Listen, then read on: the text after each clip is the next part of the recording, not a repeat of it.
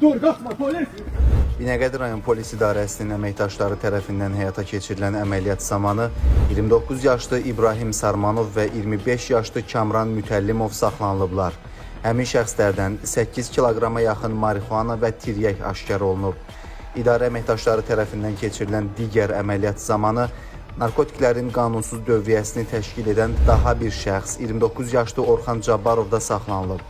Həmin şəxsdən 4 kiloqrama yaxın marixuana, tiryək və 130 ədəd psixotrop tərkibli həb aşkarlanıb. Qeyd edək ki, Binəqədi rayonunda ilin əvvəlindən həyata keçirilən silsilə tədbirlər zamanı narkotiklərlə əlaqəli 35 fakt müəyyən edilib. Ümumilikdə 22 kiloqram narkotik vasitə qanunsuz dövriyyədən çıxarılıb.